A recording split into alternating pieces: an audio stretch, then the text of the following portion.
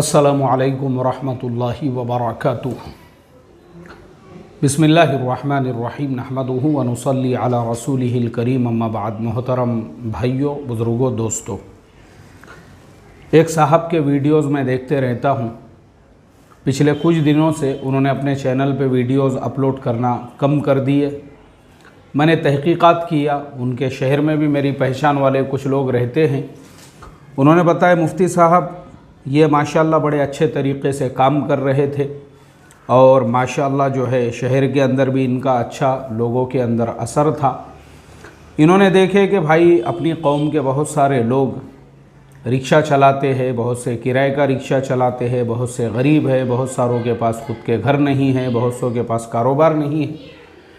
तो इन्होंने एक निज़ाम शुरू किए, या तो सदक़े ज़कात वग़ैरह जमा करके और बहुत सारे लोगों को मेंबर बनाए, बहुत सारे लोगों से फंडिंग शुरू करके इन्होंने अपना एक फ़ाइनेंशियल सिस्टम शुरू किए।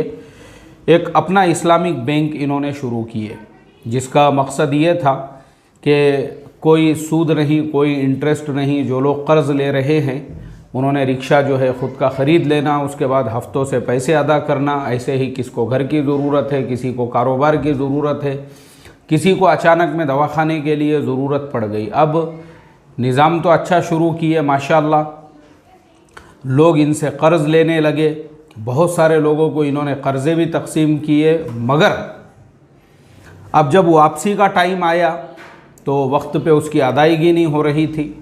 जिन लोगों ने इसमें पैसा लगाए थे वो लोग भी परेशान थे, और जो सदका ज़कात वग़ैरह भी जमा किए थे और जिसके ऊपर बैंक चला रहे थे वो भी पूरा पैसा जो है हाथ में से निकल गया। अब परेशान हो गए, ज़हनी तौर पे भी परेशान, क्योंकि जो इन्वेस्टर्स थे उनको भी उनका जो है रिटर्न चाहिए था। जब उनको रिटर्न नहीं मिलने लगा, अब ज़हनी तौर पे परेशान होकर जो उम्मत का एक अच्छा खासा काम कर रहे थे, रोज़ाना वीडियोज़ वग़ैरह डालते थे, मसाइल के जवाब देते थे, उम्मत की रहबरी रहनुमाई करते थे, वो काम जो है इनका अब ख़त्म हो गया। अब उस वजह से जो है परेशान हो गए ज़हनी तौर पर और इन्हीं मसाइल के अंदर उलझ के रह गए। मुझे बड़ा अफसोस हुआ। एक्चुअल में वो बेचारे जो नौजवान हैं जिन्होंने ये सब शुरुआत की, असल में उनके जज्बात बहुत अच्छे, लेकिन प्रॉब्लम है तजुर्बे का। उनको मार्केट का तजुर्बा नहीं, लोगों से लेन देन का तजुर्बा नहीं, व्यवहार। उन्होंने सिर्फ वन साइड देखे कि भाई एक आदमी जो है किराए का रिक्शा चला रहा है और एक आदमी के पास ख़ुद का मकान नहीं है और किसी के पास कारोबार नहीं है और कोई अचानक 50,000 रुपये का जो है मोहताज बन गया। ये वन साइड है। अब इसका दूसरा जो साइड है, बैकएंड जो है, उस पर उन्होंने रिसर्च नहीं की है कि भाई एक आदमी किराए का रिक्शा चला रहा है तो क्यों, उसके पीछे का रीज़न क्या है और ये कितने सालों से चला रहा है। मान लो अगर 2 साल 4 साल से चला रहा है तो उसके पीछे का रीज़न क्या है कि इसने आज तक अपना खुद का रिक्शा नहीं लिया। एक आदमी किराए के घर में रह रहा है तो उसका रीज़न क्या है, एक्चुअल में उसके रीज़न पे इन्होंने गौर व फिक्र ही नहीं किया। और बग़ैर रीज़न को जाने के, बग़ैर बीमारी के जड़ के पहुँचे के, इन्होंने जो है सबका इलाज जो है एक ही पैरासीटामोल से जो है करना शुरू कर दिया। दो बोले हर पेशेंट आया सर्दी ज़ुकाम वाला उसको भी पैरासीटामोल, बुखार वाला आया उसको भी पैरासीटामोल, ब्लड प्रेशर वाले को, शुगर को, हाइपरटेंशन को, सबको पैरासीटामोल बांटते रहो। बोले आधा किलो। अब मुट्ठी भर भर के जो है फुटाने के जैसा पैरासीटामोल बांटने लग गए और बीमारी कुछ ख़त्म नहीं हुई, बल्कि मरज़ बढ़ता गया जूजू दवा की। इस तरह से अब हम आते हैं उनके फेलियर के रीज़न के ऊपर और हम आपको बताते हैं कि देखो ये जो तरीक़ेकार है इस्लामिक बैंकिंग का, ये क्या है, ये कैसे काम करता है और दुनिया के किन किन मुल्कों में कितना सक्सेसफुली ये बिज़नेस चल रहा है, यानी ये काम चल रहा है। और बैंक्स जो है वो मिलेनियर बिलेनियर बन चुके हैं। और जो बैंक चलाने वाले हैं इस तरह का निज़ाम, ये सिर्फ खिदमत नहीं है, इसमें अर्निंग भी है और इसके अंदर जो है आपका अपना भी फ़ायदा है। और कैसे फ़ायदा हो रहा है आज हम आपको बताएंगे। और इंडिया में फ़ेल क्यों है उसके ऊपर भी हम आएंगे, क्योंकि आपको क्या लगता है इंडिया में लोगों ने इस्लामिक बैंकिंग की शुरुआत के बारे में नहीं सोचा। अच्छा, हम लोग जो है ना ये सोचते हैं अरे यार ये जिन लोगों ने बैंकिंग शुरू किए थे वो खाइन निकल गए, और वो बराबर है, वो खाइन है, ये 50% है, लेकिन 50% ये भी है कि जिन लोगों को उन्होंने कर्ज़े दिए और जहाँ पे उन्होंने शुरुआत की है, तो क्या हो रहा है, उनका जो रिकवरी है वो नहीं हो रही है। अब मैं देखता हूँ, मैं बम्बई जाता हूँ तो हमारे जो है जो हमारे दोस्त का मकान है नूर मस्जिद के गली में है वो, और नूर मस्जिद के बाजू में ही मैं सालों से देखता हूँ वो सड़ा हुआ पूरा शटर टूटा हुआ, और वहाँ पे जो है इस्लामिक बैंकिंग का एक बोर्ड लगा हुआ है। सालों से मैं जब भी जाता हूँ ना, वो पूरी जगह चेंज हो गई, वहाँ की बिल्डिंगें चेंज हो गई, वहाँ पे इमारतें नई नई बन गई, लेकिन वो जो जगह है इस्लामिक बैंकिंग वाला जो है वो शटर पूरे टूट गए हुए हैं, ऊपर से वो बोर्ड वैसा ही है, धूल खाते हुए वो पड़ा हुआ है वहाँ पे। उसके अलावा कुछ लोगों ने मुझे बताया केरला में भी ये निज़ाम शुरू हुआ था, कर्नाटका में भी कुछ लोगों ने शुरू किए, लेकिन फेल।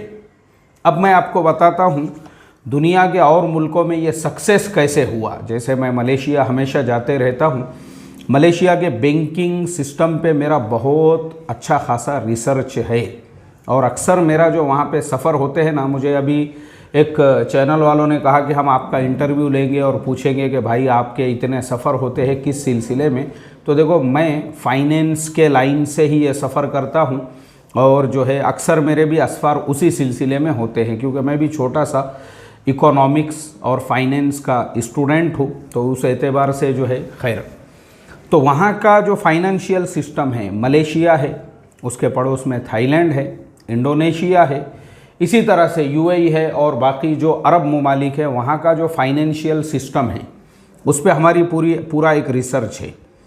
और इस्लामिक बैंकिंग उन मुल्कों में सक्सेस क्यों है वो मैं अभी आपको बताता हूँ, और हमारे यहाँ फेल क्यों हैं। और ये जो मौलाना हैं जो बयानात वगैरह अपलोड करते थे, उनकी टपरी और दुकान क्यों बंद हो गई, जबकि दूसरे भी काम बंद हो गए उनके, उसका रीज़न क्या। तो सबसे पहले मैं आपको बता दूं, मलेशिया में इस्लामिक बैंकिंग इतना ज़्यादा सक्सेसफुल है, इतना ज़्यादा सक्सेसफुल है कि जो कमर्शियल बैंक्स है, जैसे सिटी बैंक है, स्टैंडर्ड चार्टर्ड बैंक है, HSBC बैंक है, और भी दूसरे बहुत सारे बैंक्स हैं, इन बैंकों की भी दो तरह की बैंकिंग मलेशिया में चलती है। एक इस्लामिक बैंकिंग चलती है, दूसरी कमर्शियल बैंकिंग चलती है। अब जो इंटरेस्ट बेस उनकी बैंकिंग चलती है, तो वहाँ के जो चाइनीज़ है मलेशिया में बहुत बड़ी तादाद उन लोगों की, उसके अलावा इंडियंस है, बहुत से वर्कर्स वगैरह वगैरह, ये सारे लोग हैं। बाकी इस्लामिक बैंकिंग जो है, क्योंकि वहाँ के मुसलमान इस मामले में बहुत ज़्यादा सेंसिटिव है, हलाल हराम और फाइनेंस और इंटरेस्ट वगैरह के मसाइल को लेकर। अब वहाँ पे सिस्टम ऐसा है ना कि जो कमर्शियल यानी ये जो ब्रांड है, यूरोपियन ब्रांड यानी यहूदियों के भी जो बैंक है, वो भी वहाँ पे एक इस्लामिक बैंकिंग की ब्रांच चलाते हैं। अब वहाँ पे ये लोगों का भी अपना एक जो इस्लामिक बैंकिंग का सिस्टम है वो भी सक्सेसफुल है वहाँ, ऐसा नहीं है कि सक्सेस नहीं है। अब मैं आपको बताता हूँ, एक वहाँ का बैंक है, और मेरी जो है वहाँ का उनका जो पूरा मैनेजमेंट है, उसके साथ में बाज़ाब्ता ये सारे टॉपिक्स के ऊपर जो है हमारी कई मीटिंग्स वगैरह हो चुकी है इससे पहले। तो उनका जो सक्सेसफुल जो यानी वो सक्सेस कैसे हुए और वो क्या करते हैं, अभी मैं आपको उनका तरीक़ाकार बताता हूँ फाइनेंस का। लोग जो है ना, जब वहाँ पे इन्वेस्टमेंट करते हैं यानी उन बैंकों के साथ में, तो बैंक्स क्या करते हैं, बैंक्स जो है उन्होंने बड़े बड़े वहाँ पे आइलैंड ख़रीदे हुए हैं समंदर के अंदर, उसके अलावा बड़े बड़े जंगल ख़रीदे हुए हैं। मलेशिया में बहुत बड़े बड़े जंगल हैं और गवर्नमेंट से लीज़ पर लिए हुए हैं, और इन्हीं के पैसों पर वो सारे जंगलों के अंदर वो लोग लगाते हैं पाम ऑयल के दरख्त। कुदरती तौर पे नेचर ने मलेशिया, थाईलैंड वगैरह ये मुल्कों को एक चीज़ अता की है, इंडोनेशिया वगैरह को।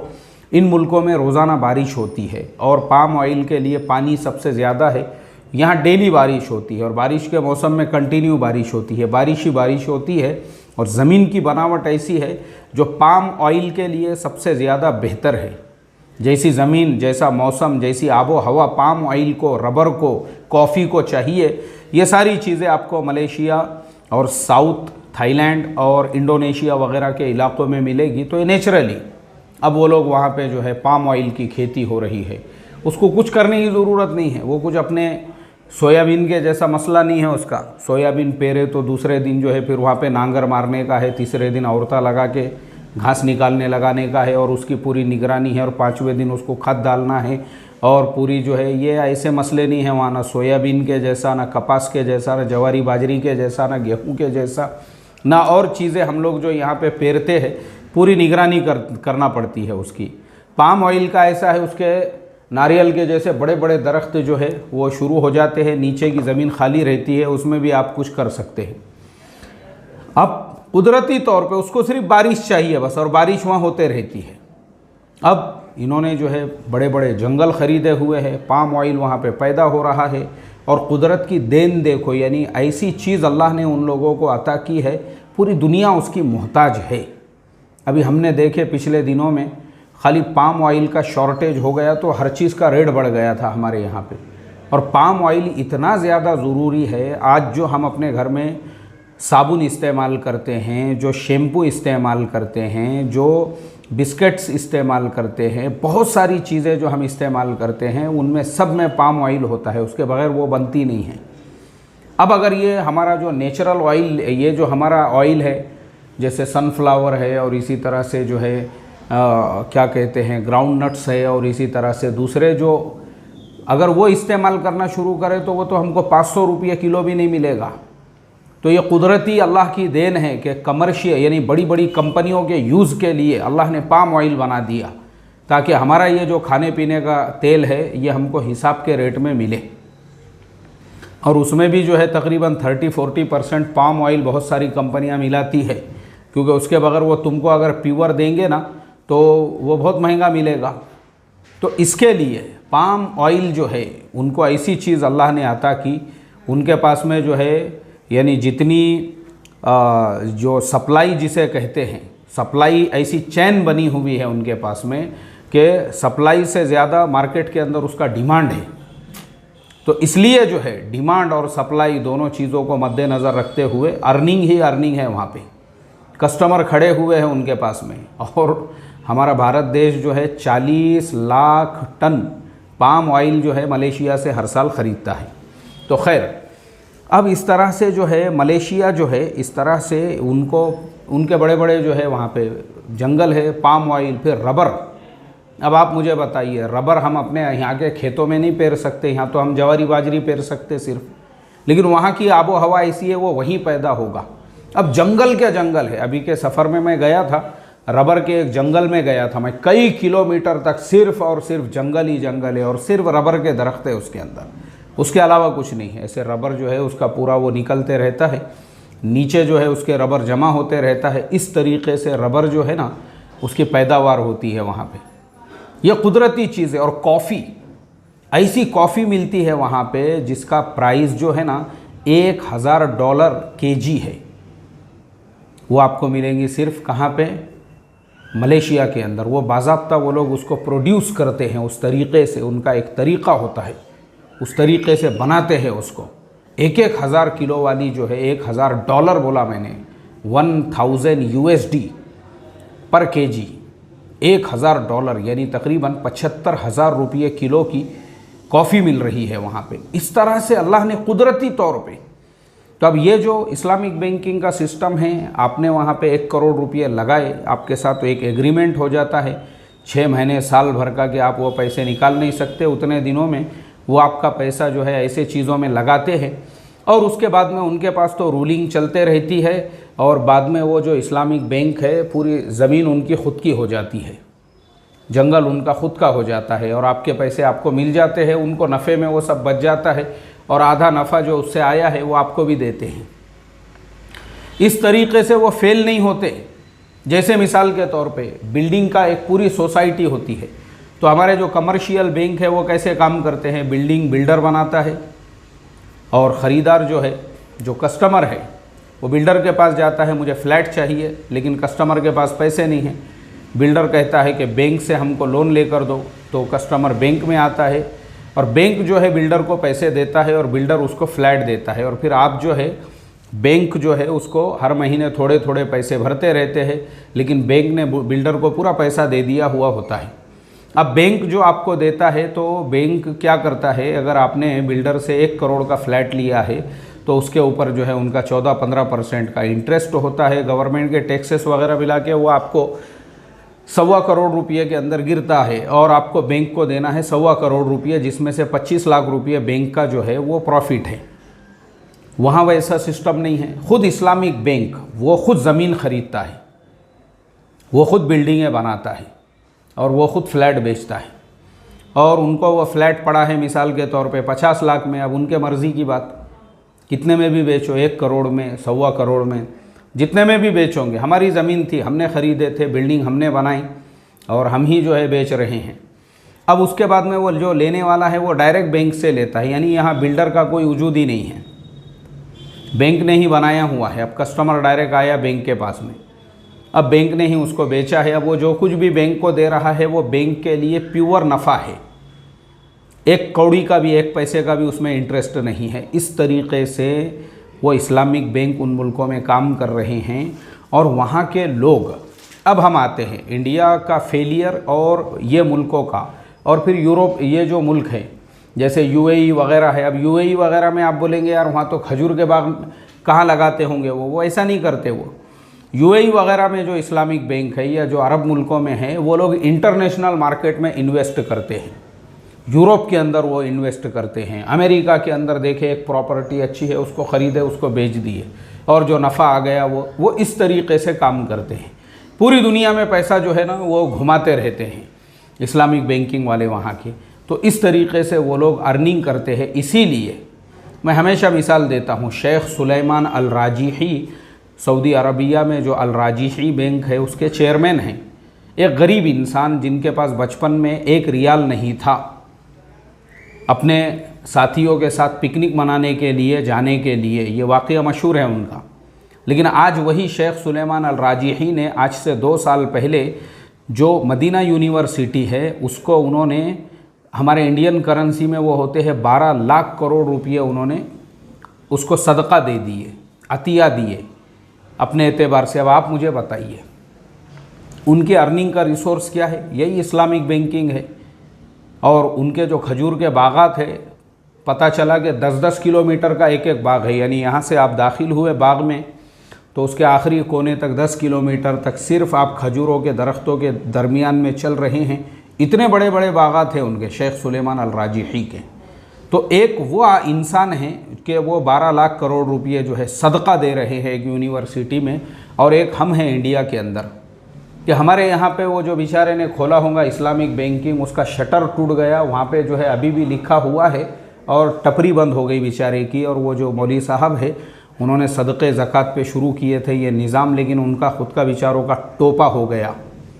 अब कौन ज़िम्मेदार है? हम ज़िम्मेदार हैं, क्योंकि हमारा जो मुआशरा है इंडिया का, इंडिया, पाकिस्तान, बांग्लादेश, दुनिया में सबसे ज़्यादा बेईमान और सबसे ज़्यादा खाइन और सबसे ज़्यादा धोखेबाज लोग अगर किसी मुल्क में रहते हैं तो वो इन्हीं 3 मुल्कों के अंदर रहते हैं।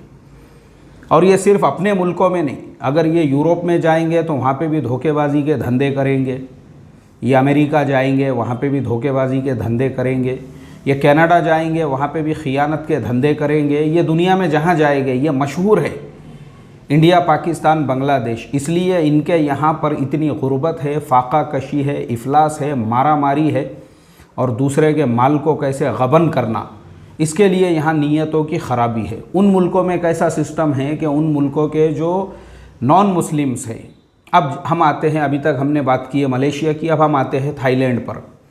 थाईलैंड के अंदर मुसलमानों की आबादी सिर्फ 6 से 7% है, सिर्फ 6 से 7%।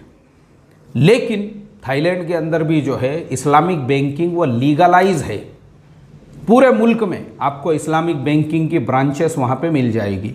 बैंकॉक के अंदर बड़े बड़े जो है इस्लामिक बैंकिंग के वहाँ पे बड़े बड़े मरकज़ बने हुए हैं।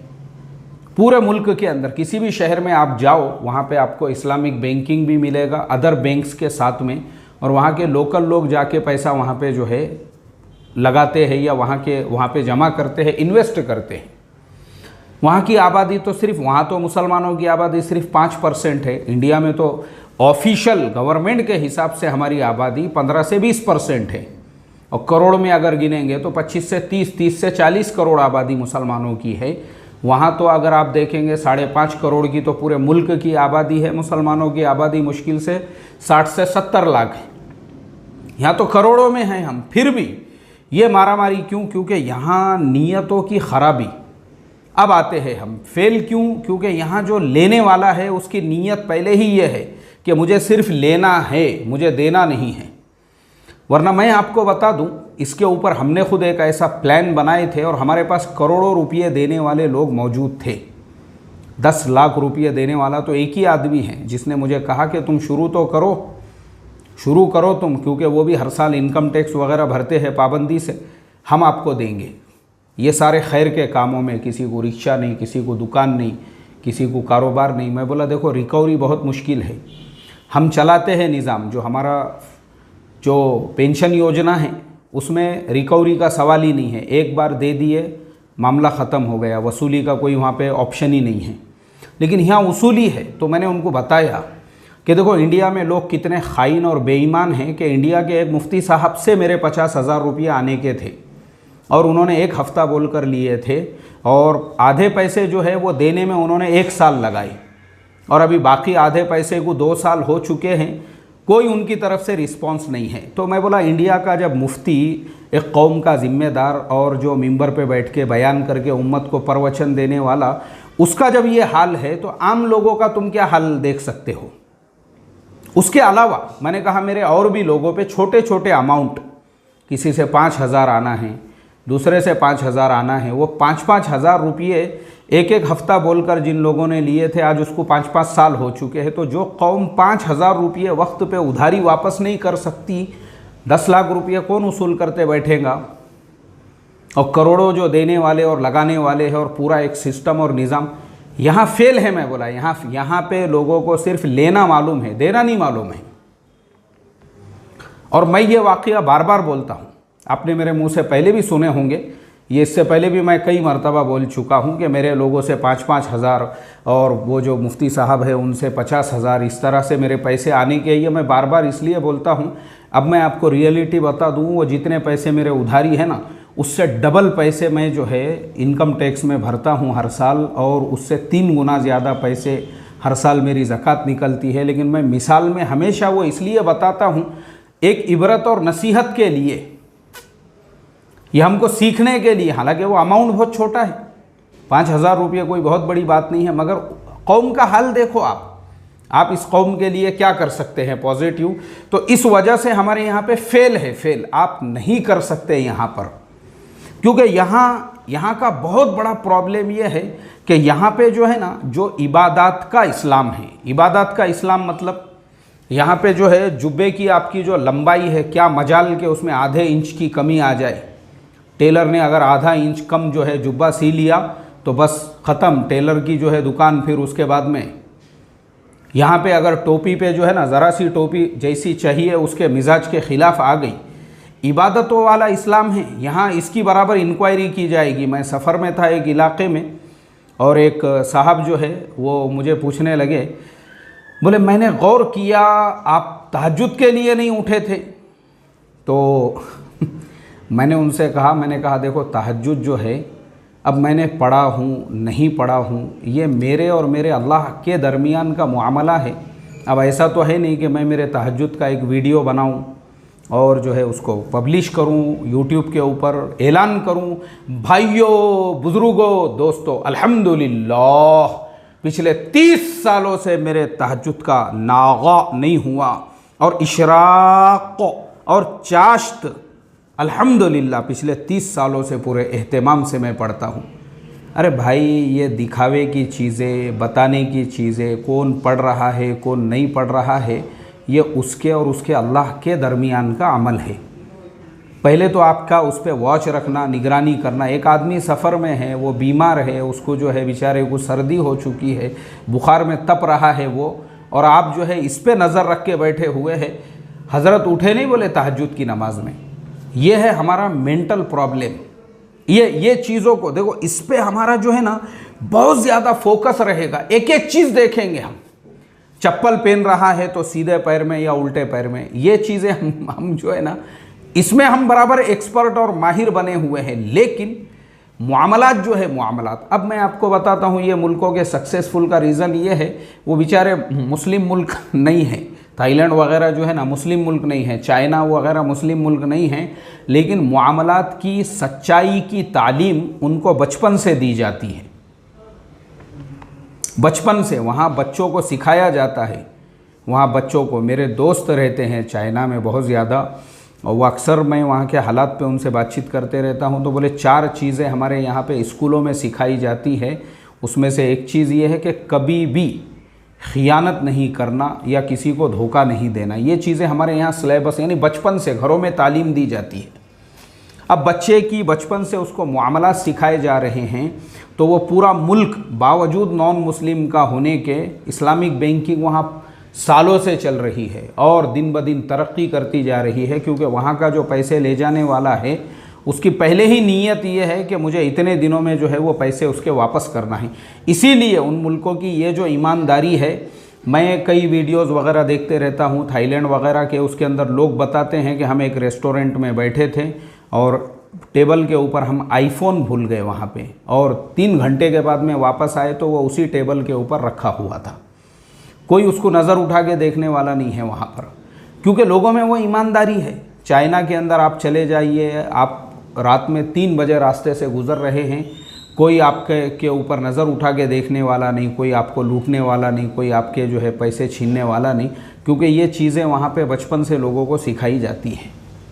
मामलात, और हमारे यहाँ मामलात का लाइन जो है ना, मामलात की लाइन पूरी ऐसी पूरा गड्ढे पड़े हुए हैं उसमें बड़े बड़े। हालांकि कुरान करीम में अल्लाह ताला ने सबसे बड़ी आयत जो है, सबसे बड़ी आयत वो मामलात के लाइन की नाजिल की, औज़ु बिल्लाहि मिनश शैतानिर रजीम, या अय्युहल्लज़ीना आमनू इज़ा तदायनतुम बिदैनिन इला अजलिम मुसम्मन फक्तुबूहु वलियक्तुब बैनकुम कातिबुम बिल अदल। ये कुरान की सबसे बड़ी आयत है जो मामलात के बारे में नाजिल हुई है। लेकिन अफसोस, मैंने कहा ना, जुब्बे की लंबाई में आधे इंच की कमी नहीं आना चाहिए। बस ये हमारे नज़दीक इस्लाम है, लेकिन मामलात का हमारा जो है ना पूरा पहलू पूरी तरह से गर्क है, पूरी तरह से बर्बाद है। ऐसे ही कुरान करीम वो किताब है जिसके अंदर अल्लाह ताला ने मीरास के भी मसाइल इतने डिटेल्स में समझाए हुए हैं।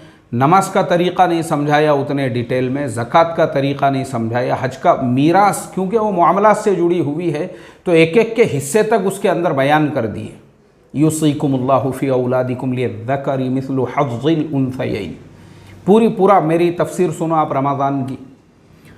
प्रॉब्लम है हमारा, तो इसलिए हम फेल है यहाँ पे इंडिया में। कोई अगर इस तरह का निज़ाम में 2-4 दिन पहले भी हमारे करीब में एक मस्जिद है, वहाँ पे बेचारे एक नौजवान, क्योंकि नौजवानों में जोश होता है, नौजवानों में बेचारों में जज्बात होते हैं, वो समाज के ये हालात जब देखते हैं, गुर्बत, फाका कशी, इफलास, भीख मांगने वाले कदम कदम पे, तो उनको लगता है अरे इस्लाम ने जब इतना अच्छा सिस्टम दिया, बहुत अच्छे जज्बात है आपके, लेकिन आपने समाज के दूसरे पहलू पे गौर नहीं किए।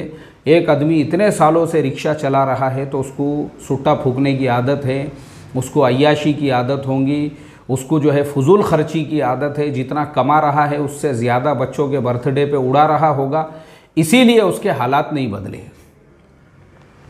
हालात कब बदलते हैं? जितना तुम कमा रहे हो उससे कम तुम्हारा खर्चा होना चाहिए। एक आदमी किराए के घर में है, ख़ुद का घर आज तक उसने नहीं लिया, क्यों?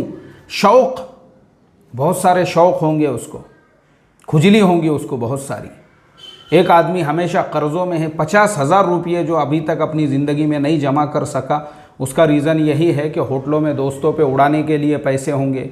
उसको विमल का गुटखा रोज़ 10 रुपये का, 10 से के हिसाब से 50 रुपये का गुटखा खा रहा है, वही पैसे जमा किया तो 2 साल के अंदर उसके पास 50,000 रुपये जमा हो सकते हैं। प्रॉब्लम है ये। तो ये नौजवान ये सब चीज़ों पे रिसर्च नहीं करते हैं। तो इसके लिए भारत, पाकिस्तान, बांग्लादेश, इन मुल्कों में इस्लामिक बैंकिंग आप कभी भी सक्सेस करके नहीं बता सकते हैं, नहीं कर सकते। यहाँ पे आप जो इस तरह की बात सोच रखेगा ना, आखिरी में जो है उसी का जनाजा निकलने वाला है। अल्लाह हिफाजत फरमाए। और ये मुल्क आप सफ़र करके देखो यार, कभी, मैं हमेशा बोलता हूँ निकलो एक बार बाहर, तब आपको पता चलेगा दुनिया में जो है ना कैसे सिस्टम है, कैसे निज़ाम है, कैसे कैसे लोग हैं। आंखों में आंसू आते हैं लोगों के अखलाक देखकर, लोगों के किरदार देखकर, लोगों की नरमी देखकर, लोगों के अंदर की ईमानदारी देखकर। चले जाओ आप मलेशिया में, बड़े बड़े मॉल बने हुए हैं, वहाँ पे आपने क्या सामान ख़रीदे क्या नहीं ख़रीदे, आप गेट के बाहर निकल रहे हो, कोई पूछने वाला नहीं आपको।